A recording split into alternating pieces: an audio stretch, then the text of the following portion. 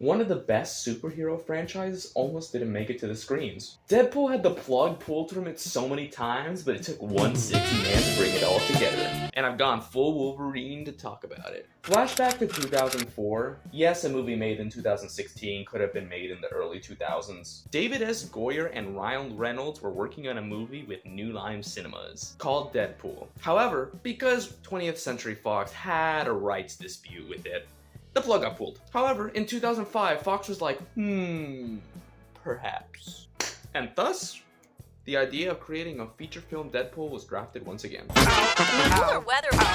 Although those money glubbers weren't just gonna throw money into Ryan's lap and just call it a day. They decided they wanted to first test it out in a cameo role in an X-Men movie. And boy, is it nothing like the Deadpool we know of today. Although this monstrosity was different and overpowered, he did greenlight the path for the fun-loving superhero we have today, since X-Men Origins Wolverine was a commercial success. And speaking of greenlighting, the next thing to actually cut and pull the plug from Deadpool was Green Lantern. I don't think so. Goddamn, that's no. beautiful. I don't think so. No. It's never, ever gonna happen. You're welcome, Canada. Shelving Deadpool once again from his dreams of the limelight. When the initial Deadpool was released in X-Men, Ryan was seeking to redefine the character to more closely match the comics, and he wanted greater control over the character. The comic book version, however, was full with higher levels of profanity and violence. And during this time, usually a lot of the superhero movies were kind of targeted to younger audiences, so it was definitely a complete outlier. And at the time, Ryan was down on the letters, so to speak, in celebrity status. So he needed a big gig in order to make the grade. However, even though he did land the big role, Green Lantern got torched by critics and audiences, so... Please don't make the super suit green. Or animated. Which ironically caused Fox to be like, whoa there, mister, and shelve the movie indefinitely. So, what do we do when we want to make a movie but we don't have the investors to make it? Do we get Tim Miller to send 20 letters to Fox begging and pleading to bring the movie back?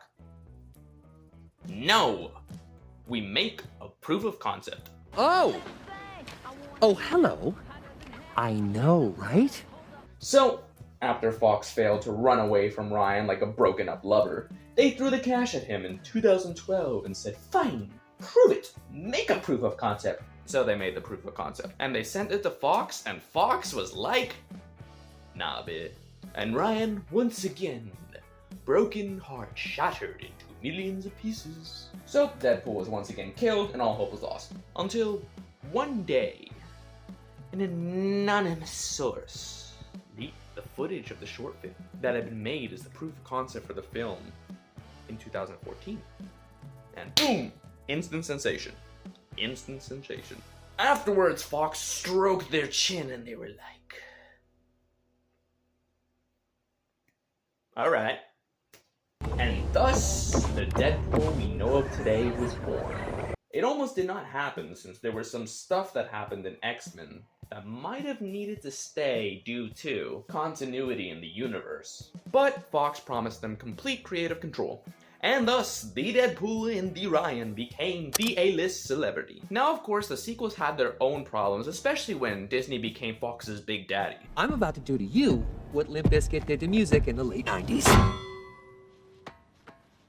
Dad? And put Deadpool under the Marvel Studios umbrella. And Disney has a history of saying no to non-family friendly content in regards to superhero stuff, which Deadpool has proven to be far from. Whose balls did I have to fondle to get my very own movie? But Wolverine comes to save the day again, as they did a partnership, bringing back the link to the X-Men, and voila! Disney gave it a go and kept the R-rated rating.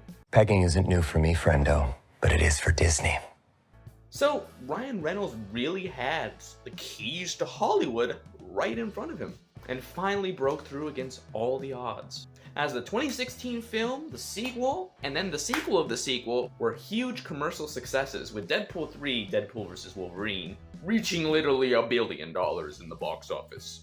He's not even the only one to do it. Another person that broke through the Hollywood system was Timothée Chalamet, and the way he came into prominence is truly fascinating. And I'll link that for you to watch right here, right now.